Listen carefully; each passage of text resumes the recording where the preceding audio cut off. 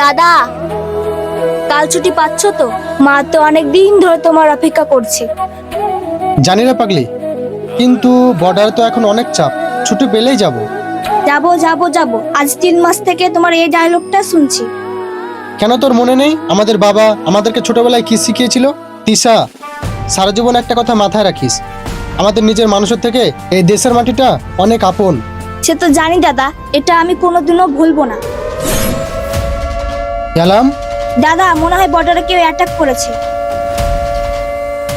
শোন তিশা, তুই ব্যাকআপ টিমে যা, ওখানে তুই মেডিকেল ইউনিটটা সামলাবি, আমি বর্ডারে যাচ্ছি।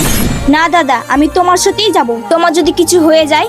আরে না রে পাগলি, আমার কিচ্ছু হবে না, তুই কোনো টেনশন করিস না। তিশা, আর লেট করা যাবে না, আমি এক্ষুনি যাচ্ছি, তুই যা ওদিকে।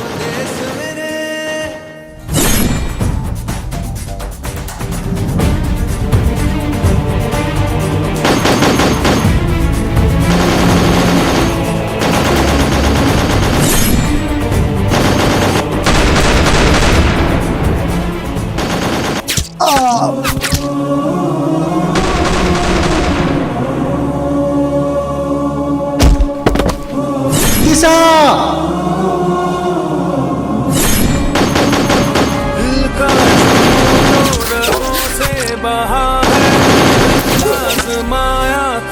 দাদা!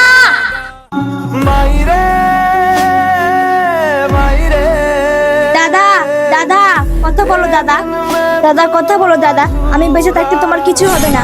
দাদা, দাদা। দেশ মানে শুধু মাটি না, দেশ মানে ভালোবাসা, ত্যাগ, আর আমাদের মতো কিছু সৈনিকের নিঃস্বার্থ আত্মা। ভিডিওটা ভালো লাগলে অবশ্যই সাবস্ক্রাইব করে পাশে থাকবে।